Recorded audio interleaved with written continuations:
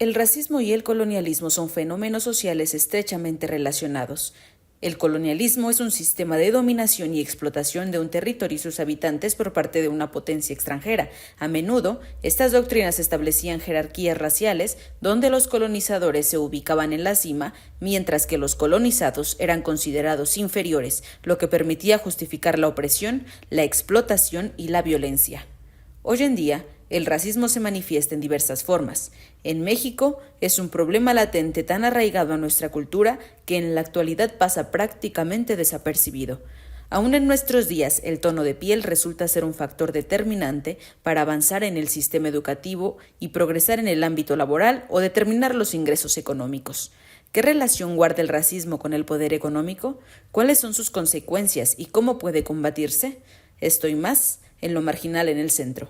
Hoy, en Lo Marginal en el Centro, vamos a tratar un tema importante y controversial que es el racismo, un problema sin duda inveterado en nuestro país. Para analizar toda esta situación está con nosotros Eugenia Iturriaga.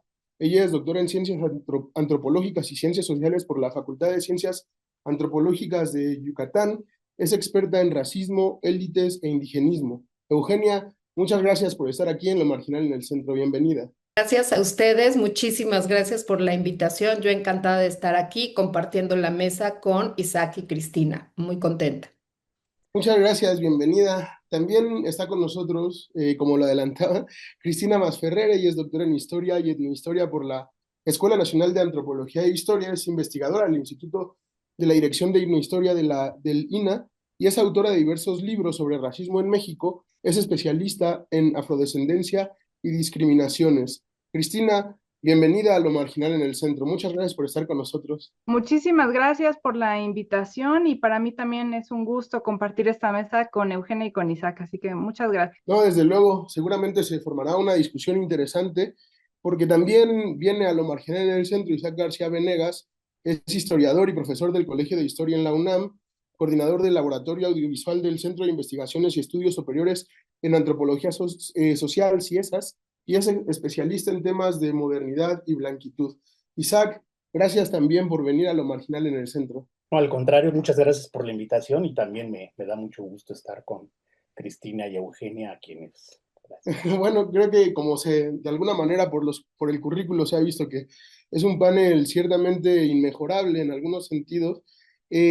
Vamos a tratar fundamentalmente el tema de racismo, colonialismo en este programa, porque a pesar de que frecuentemente se ha dicho, se menciona, creo que es un lugar común de alguna manera en el discurso público, que México no es un país racista, o al menos no tiene episodios tan visibles de racismo como pueden tener Estados Unidos, Europa u otros lugares del mundo. Muchos académicos y especialistas sostienen que esta idea de México como un país no racista es intrínsecamente falsa. Vamos a intentar desgranar para comprender la realidad del racismo en México. Hoy intentaremos averiguar si México es racista para considerar también las causas y las consecuencias de ese problema en nuestra sociedad. Sin más dilación, bienvenidas todas y todos a Lo Marginal en el Centro. Quiero comenzar contigo, Eugenia, preguntándote de alguna manera, México es un país racista. ¿Qué es el racismo? ¿Y cómo se ha construido históricamente en México y por extenderlo hacia América Latina? Si hay alguna relación con el colonialismo, por ejemplo. Me haces una serie de preguntas muy complicadas de responder en 4 minutos, pero empezaremos, ¿no? Con lo primero que señalaste. México sí es un país racista, ¿no? El racismo está presente, muy, muy presente en la vida cotidiana de todos los mexicanos. Entonces, eso es como para empezar, México sí, sí es racista. Creo que en ese sentido, hoy por hoy ya se habla de racismo y muchísimos mexicanos estarán de acuerdo que se vive cotidianamente en el país. Sin embargo, este reconocimiento es bastante reciente, ¿no? Hace unos años, ¿qué serán? Cuando yo empecé a estudiar este tema por ahí del 2005, 2006, cuando yo empecé a estudiar me decían, oye, es que México no es racista, México es clasista. Y yo les decía, no, México es un país muy, muy racista. Y entonces creo que aquí vendría la siguiente, ¿no? Otra de las preguntas que haces. ¿Y qué es el racismo? ¿No? Entonces, yo definiría el racismo como la idea de que hay unos seres humanos mejores que otros. Y esta idea está basada, por un lado, en la existencia de las razas y de una jerarquización de la población. Y entonces esta jerarquía en razas, hay unas razas superiores y unas razas inferiores. Y con base en esa jerarquización se van estableciendo cierto tipo de relaciones. Entonces hay una asociación entre el color de pelo, la fisionomía y tomar ciertas acciones dependiendo de las personas, basadas en esta idea, ¿no? Y recalco la palabra idea, porque esta es una idea que se construye y que se ancla en las sociedades. El racismo, a mí, yo siempre digo que me gusta hablar de racismos en plural, no en singular. Y los racismos, el racismo siendo este fenómeno, ¿no? De establecer estas jerarquías y pensar que hay seres humanos mejores que otros, este fenómeno se presenta de distintas maneras, depende, ¿no? De las coyunturas históricas, del momento histórico, pero también de las geografías. Entonces, no se presenta de la misma manera en Estados Unidos que en Europa, que en México. Y lo que los mexicanos habíamos visto que era el racismo eran fenómenos que no podíamos hacer la lectura tal cual, ¿no? Lo veíamos en las películas y entonces era decir, no, pues son racistas fuera de México, aquí no somos racistas. Y entonces tendríamos que preguntarnos por el racismo en México y cuáles son estas manifestaciones del racismo en México. Yo siempre he dicho que hay distintas claves para entender el racismo en México. Voy a dar mis tres claves y termino porque ya no sé cuántos minutos llevo, pero creo que me acerco a mis cuatro. Las claves para entender el racismo, por un lado, tiene que ver con esta idea de el México mestizo y el mito del mestizaje, del cual seguramente hablaremos. Ese es la primera clave para entender el racismo mexicano. La segunda clave tiene que ver con la posibilidad de blanqueamiento, ¿no? En esta idea del mestizaje es posible, ¿no? Tornar español, blanquearse, y entonces ahí hay otra clave del racismo mexicano. Y la tercera es la invisibilización de la población afro, absolutamente de la historia nacional. Y bueno, aquí está Cristina, que es una especialista en ese tema, pero digamos que estas son las tres claves que yo anoto para poder entrarle a estudiar el fenómeno del racismo en México. Muy bien, creo que sí es importante hacer de alguna manera notar estas circunstancias. Y quisiera preguntarte, Cristina, también de alguna manera por esta misma cuestión. ¿México es o no es un país racista? Creo que sigue siendo incluso hoy en día una pregunta legítima, fundamentalmente porque muchas veces se considera de alguna manera que México no tiene estos problemas de racismo en la sociedad. ¿Qué podemos entender también como racismo? ¿Cuáles son las especificidades del racismo en nuestro país? ¿Cómo opera también? Sí, pues bueno, muchas gracias por la pregunta. Como dice Eugenia, muchas aristas, ¿no? Para responder muchos aspectos. Y creo que ella ha mencionado ya muy bien el hecho de que las razas pues son una idea, entonces estas razas no existen biológica ni genéticamente, pero justamente sí es una idea muy poderosa que pues digamos que se impregna, ¿no? En todas las estructuras, los sistemas sociales, incluso en el sentido común. Y esto hace que el racismo sea tan potente y que por supuesto que exista no solamente en México, sino en otros países de América Latina. Y otro aspecto muy importante es que creo que no hay que en competencia, ¿no? Las distintas manifestaciones del racismo. El racismo se expresa de maneras muy diversas y es justamente esa diversidad que la hace tan potente. Entonces puede estar reflejada en estereotipos, pero también en violencia verbal y física, y no significa bueno, por supuesto, aquellos que están encaminados ya directamente a una violencia física que atenta a la vida, pues por supuesto que son mucho más graves, pero no significa que los otros no sean igual de graves, en el sentido de que precisamente esa violencia física, por ejemplo, que lleva incluso a la muerte, pues finalmente está fundamentada en esas pequeñas ideas que parecen pequeñas, pero que en realidad no lo son, ¿no? Por eso se habla muchas veces de que el racismo es un conjunto no solamente de ideas o de discursos, sino también de prácticas, es decir, de un conjunto de comportamientos que se fundamentan en esta jerarquización de grupos humanos, pero que también al mismo tiempo sirven para justificar y para seguir reproduciendo estos sistemas y estas estructuras de desigualdad y de jerarquización. Entonces es como esta especie de círculo, digamos, vicioso en el que esas pequeñas ideas fundamentan aquellas acciones que son que vulneran profundamente los derechos humanos y viceversa, ¿no? No solamente son estas pequeñas ideas, sino que siempre son las que están nutriendo esas grandes estructuras. Y decir también que esta idea de las razas se basa o integra, digamos, no solamente aspectos corporales, sino también elementos culturales que se relacionan o que se refieren a los orígenes familiares, a veces también a los orígenes nacionales, entre otros rasgos, y entonces esto hace que a pesar de que las razas no existan en términos biológicos ni genéticos y que no tengan un sustento, digamos, en ese sentido, sí tengan una fuerza muy importante, no solo en nuestro país, sino en otros, insisto. Y como muy bien dijo Eugenia, pues en cada contexto se va a manifestar de una manera particular, de acuerdo precisamente a dinámicas históricas y también políticas, económicas específicas.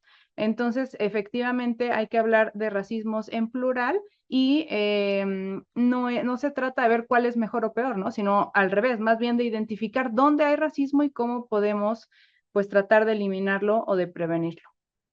Sí, creo que hay un punto muy importante que también me parece que se ha tocado en estas opiniones, que es precisamente esta idea de que generalmente si el racismo existe en México, muchas veces es considerado como inocuo, como inofensivo, como incluso, digamos, que no tiene mayor consecuencia, es simplemente una, digamos, característica, como una característica del pueblo mexicano que de alguna manera utiliza el racismo sin llegar a estas prácticas a las que mencionaba Cristina, pero creo que efectivamente el racismo es un problema que también eventualmente, y no por hacer menos importantes, pero que efectivamente tiene lugar en prácticas que muchas veces han terminado en políticas de exterminio de muchas personas en nuestro país. Y en ese sentido, Isaac, te quería preguntar también, por añadir una dimensión histórica, al racismo, al problema tan grande del racismo en México.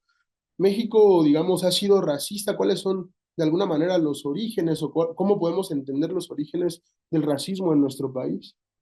Bueno, yo quisiera arrancar con una reflexión previa que implica una pregunta. Sería, ¿qué parte del mundo no es racista? O sea, yo creo que el racismo está inserto en la vida social mundial. Efectivamente, en algunos lugares se expresa de manera más notoria, y en otros no tanto, pero yo creo que el racismo es un elemento constitutivo de la historia de la humanidad. Y lo es porque implica una relación de alteridad, es decir, implica una relación con el otro, con aquel que no es como uno. Y eso históricamente ha tenido distintos momentos, ¿no? En algún momento, hace mucho tiempo, esta relación con los otros estaba mediada por la cantidad de recursos que se tenía, ¿no? Entonces, habría que proteger los recursos y proteger los recursos era implicar una relación con el otro justamente negándolo, ¿no? Esto en algún momento se ha llamado xenofobia, pero digamos, el brinco de la xenofobia al racismo tiene que ver cuando justamente se piensa que una suerte de identidad o de manifestación ética perceptible tiene una determinación previa, que es de lo que han hablado aquí anteriormente, ¿no? La gente buena, la gente mala, la gente productiva, la gente no productiva, la gente trabajadora, la gente floja, etcétera. Hay una suerte de idea de una predeterminación previa que se manifiesta éticamente y es visible éticamente. Esto, por ejemplo, se nota claramente en las caricaturas que se hacían sobre México y América Latina, donde se ponía el mexicano que solo estiraba la mano y tomaba la fruta con la cual se alimentaba y no tenía que trabajar, ¿no? Con una imagen muy distinta, por ejemplo, de las naciones del norte de Europa que trabajaban para producir su riqueza, etcétera. Entonces, digamos, lo interesante de estos fenómenos es que uno no anula al otro, es decir, la xenofobia ahí está, el racismo ahí está, se imbrican, se articulan y resulta a veces muy difícil distinguirlos metodológicamente hablando, ¿no? Ahora, muy específicamente en México tiene que ver con, sí, efectivamente, la llegada de los españoles y la colonización. Pero esto tiene que ver sobre todo que cuando los españoles llegan, ya llegan con una idea muy particular del cristianismo puro, de quién es puro. Y esa idea de un cristianismo puro, que tiene que ver con un proceso histórico en Europa muy complejo, que está exacerbado en el momento en que llegan a América Latina con la reconquista de la península ibérica, etcétera, ahí se plantea ya de entrada esta predeterminación previa que plantea una identidad ética distinguible y racial. Por eso, en buena medida, las poblaciones mesoamericanas son consideradas inferiores, porque justamente no tienen este elemento fundamental que los distinguiría, ¿no? Entonces, efectivamente, en México, el racismo, esta idea de una relación de alteridad desigual, en donde la característica, la expresión estética, ética de cada individuo está predeterminada por algo que le antecede y que se cree puro, está presente justamente en América Latina desde que está la conquista, ¿no? Y en eso, en buena medida, por eso yo creo que se construye esta idea de la que hablaban, de que México no es racista, porque a menudo se piensa que, como los españoles de alguna manera fueron relativamente, entre comillas, amables con la población indígena, si se compara con lo que pasó en Estados Unidos o lo que se compara en otros, si se compara con lo que sucedió en otros lados, lo que es interesante es que justamente hay una idea de que finalmente se conquistó, pero se integró esta idea que decía Eugenia, un mestizaje, y ese mestizaje de alguna manera atenuó esta práctica del racismo en la historia de México. Pero en realidad esto no es así. Esto es algo que está presente en la historia de México, es algo que está presente en el mundo, es algo que está presente, que estamos viviendo ahorita en varias partes del mundo, y que a mí me parece que más bien la pregunta, si bien entiendo la lógica de preguntar sobre el racismo en México, creo que una pregunta más importante es si hay un lugar en el mundo que no sea racista y si existe una relación de alteridad que no haya pasado por estos elementos, ¿no? Sí, creo que al final del bloque, de alguna manera volveremos a esta idea de si es posible, digamos, ir avanzando hacia una sociedad que cada vez sea menos racista. Quería hacer, digamos, una puntualización porque me parece importante también sobre la cuestión del racismo histórico en nuestro país y la amabilidad supuesta o el matiz de la amabilidad con la que se trató a los habitantes originarios. Creo que también un muy buen antídoto estudiando la historia de la conquista, pensar en lo que narraba, por ejemplo, Fray Bartolomé de las Casas en la forma en cómo, pues de alguna manera se exterminó a mucha de la población nativa, que eso también de alguna manera creo que es notorio también en la historia de nuestro país. Y en ese sentido llegamos a un punto que me parece también importante, que habías tratado anteriormente, Eugenia, y que ahora ya, digamos, lo ponemos ahora en el centro. ¿Cómo ha operado esta idea del mestizaje o el mito del mestizaje de alguna manera también para funcionar como un resorte del racismo dentro de nuestro país, en nuestra sociedad? Este, bueno, yo creo que podemos ligar, ¿no? Donde dejó, ahora sí que el balón Isaac, ¿no? Retomarlo para responder esta pregunta. Y aquí yo señalaría algo, ¿no? Em, ¿Qué parte del mundo no es racista? Y yo diría, no, yo creo que en todo el mundo existe el fenómeno, pero aquí sí quisiera yo eh, decir que yo considero que el hombre no es racista por naturaleza, ¿no? Que el racismo es un sistema de opresión que se instaló. Y entonces, como sistema de opresión, yo creo que nace, ¿no? Porque aquí la pregunta sería, bueno, ¿cuándo nace el racismo, ¿no? Intrínseco al ser humano, yo diría, no, no es intrínseco al ser humano, es un fenómeno que nace, que tiene un origen en la historia y para mí ese origen es el capitalismo como este sistema, ¿no? Este sistema económico, pero también un sistema de opresión y nace justamente con la modernidad, con el capitalismo, con la construcción de los estados nacionales, con el racismo científico y la idea de hay unos seres humanos mejores que otros. Y entonces, ¿no? Con esta idea poderosísima se construyen los estados nacionales. Y los estados nacionales que se van creando alrededor del mundo necesitaban tener ¿qué? Una población homogénea, una población que se identificaran con ese país donde fuera unos ciudadanos homogéneos. ¿Qué pasa? ¿No? Los franceses dicen, bueno, los franceses somos así y somos estos. Y cada uno va, ¿no? Teniendo y construyendo los nacionalismos y las ideas de quiénes son. Cuando se empieza a construir el Estado-nación mexicano, la población indígena era mayoritaria y ahí había una elección que hacer, visto muy esquemáticamente, nosotros lo podemos ver como nos enseñan la historia en la primaria estaba el proyecto liberal y el proyecto conservador, gana el proyecto liberal y en el proyecto liberal los indios forman parte y son ciudadanos igual que todos. Entonces, ¿qué proponían los conservadores? Reservas como en Estados Unidos a la población indígena, pero ese proyecto no gana.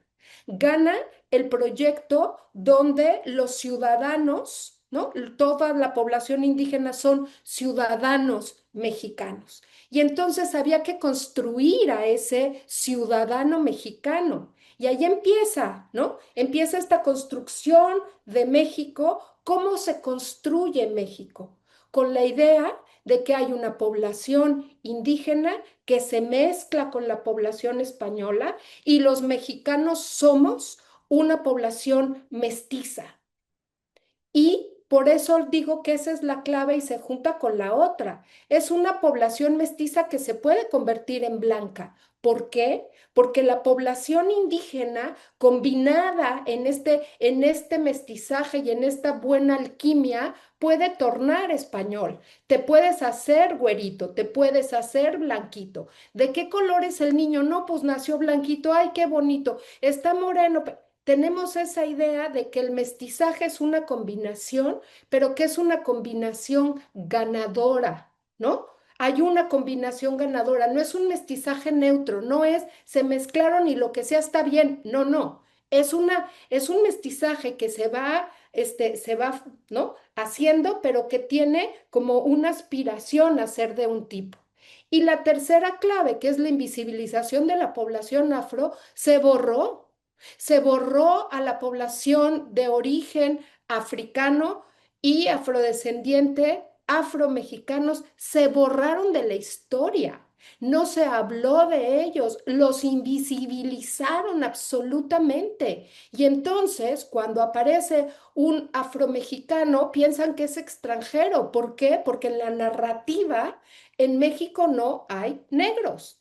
Y ese mito del mestizaje tiene ese ingrediente que es la invisibilización afro. Entonces, ese es el gran mito, que no hay negros, uno, dos, que es posible el blanqueamiento y que el mestizaje se dio entre españoles y la población indígena, pero que esa mezcla puede ser más buena en la medida en que sea más tirando a lo europeo español, ¿no?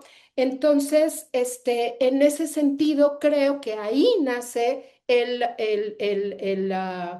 racismo y esas son las particularidades de México. Ahora, sí quisiera yo hacer como un hincapié grande, que es algo que llevo haciendo ya un tiempo, de pensar que México es América Latina o que hablar del caso de México se puede extraponer para hablar de América Latina y que esto que acabo de explicar aplica a América Latina y no. Las condiciones de los distintos países de América Latina y sus historias son muy distintas. Nada más un dato y con eso ya termino esta participación.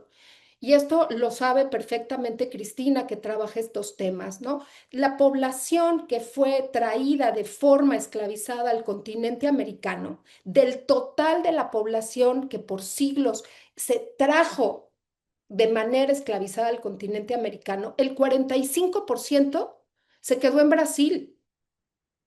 Eso hace una composición de país que nada tiene que ver con la población mexicana, que la población traída de forma esclavizada a nuestro país fue en la primer parte del periodo colonial.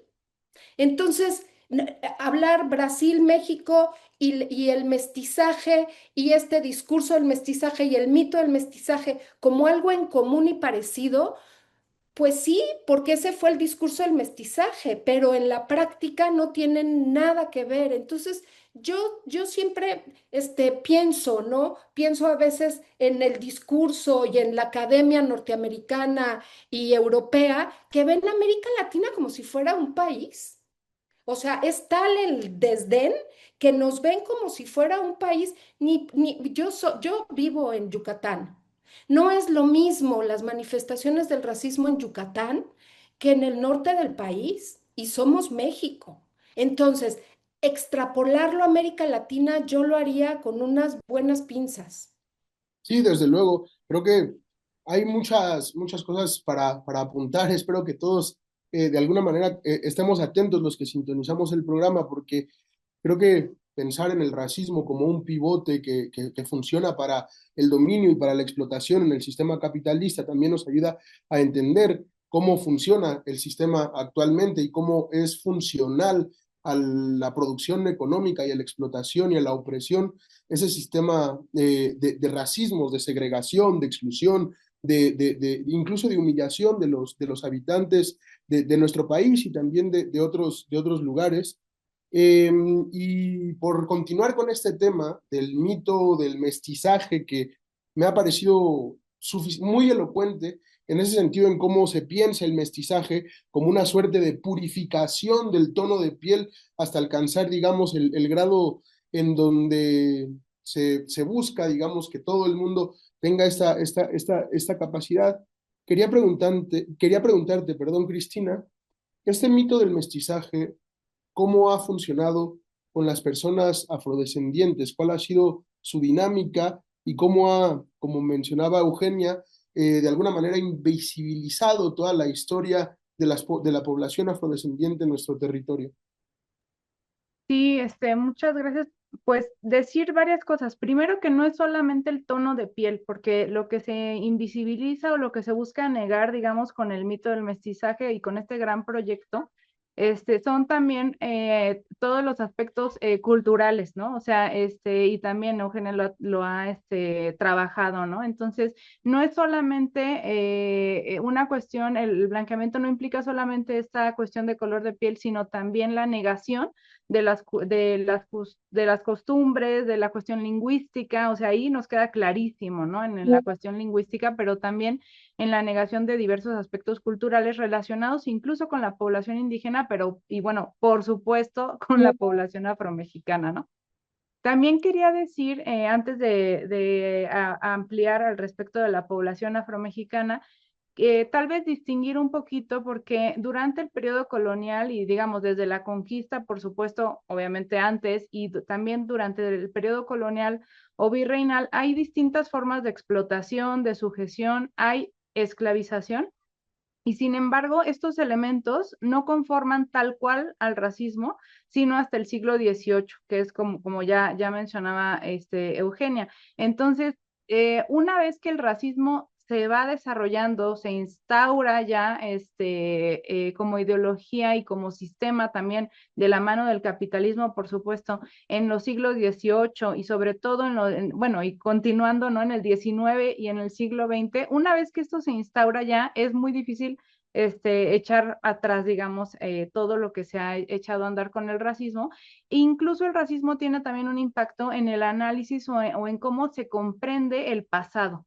De allí que a veces identifiquemos aspectos coloniales que son, por ejemplo, de explotación de las poblaciones indígenas y que pensemos que pues ahí hay racismo, ¿no? ¿Por qué? Pues porque evidentemente que ya había ciertos aspectos que podemos considerar antecedentes o como Marisol de la Cadena que refiere que son anterioridades del racismo y entonces pues podemos leer ese tipo de explotación, de sujeción, de dominación bajo parámetros del racismo, siendo que no es así, porque el racismo, pues insisto, se va desarrollando sobre todo en el siglo XVIII y de la mano de dos aspectos muy importantes. Por un lado, el capitalismo, ya lo dijo Eugenia, y pues efectivamente eso lo hace además un sistema tan potente y tan importante en la actualidad, y también de la mano de la esclavización, pero no de los orígenes de la esclavitud, sino de la esclavitud que se hace y que se desarrolla en ese periodo específicamente, ¿no?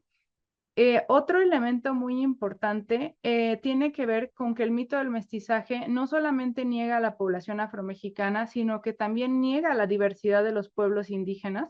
De allí que se hable de indios en general, ¿no? O a veces de pueblos indígenas en general, pero no de cada uno de los pueblos y de la diversidad lingüística que comprende, ¿no? Entonces, eso también es fundamental. Y otra población que también sufre, digamos, a partir de esto, es la población de origen asiático. Por eso a principios del siglo XX pues hay una matanza de chinos también y una expulsión también incluso de mujeres que habían nacido en México pero que por estar casadas con chinos son deportadas a China también, ¿no?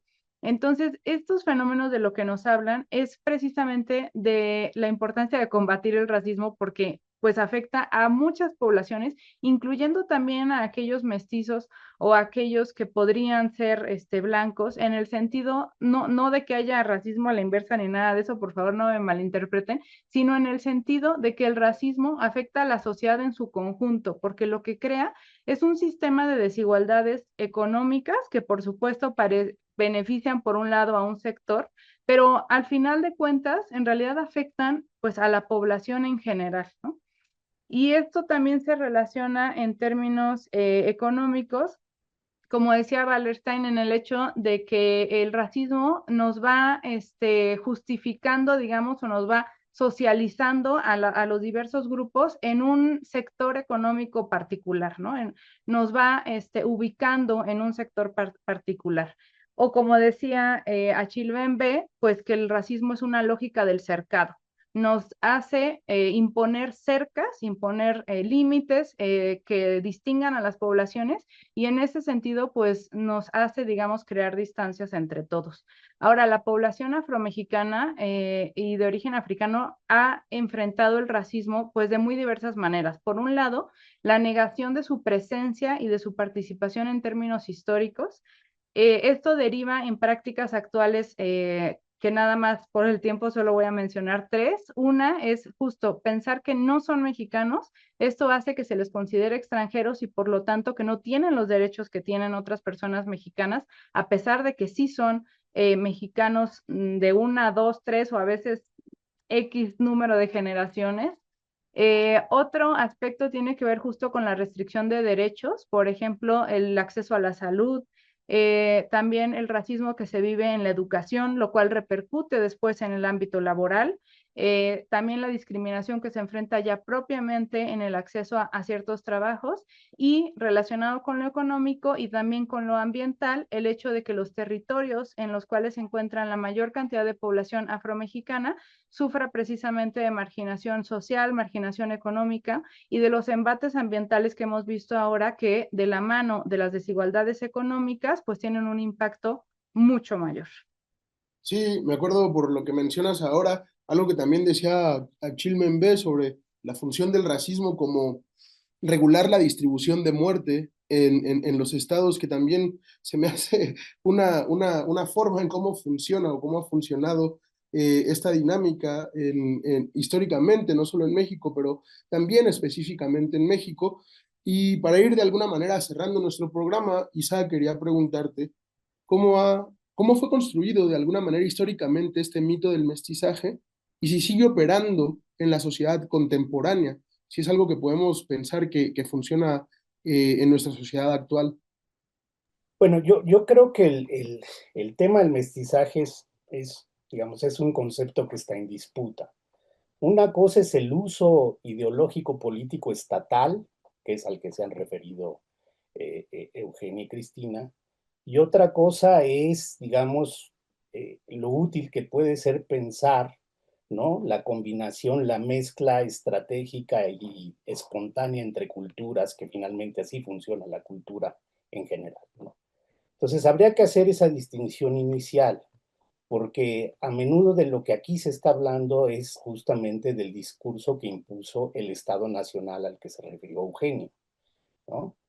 Ahora, el problema con ese discurso es que por debajo tiene otra cosa, ¿no? Que yo creo que ahí sí lo señala muy bien Bolívar Echeverría cuando dice que la ampliación del modo de producción capitalista trae consigo otro tipo de racismo, que es un racismo que paradójicamente aparece como mucho más tolerante, pero que es profundamente intolerante y que consiste en que la persona, sin ser de piel blanca, se tiene que comportar como un hombre blanco, si esto quiere decir alguien exitoso económicamente, alguien productivo, ¿no?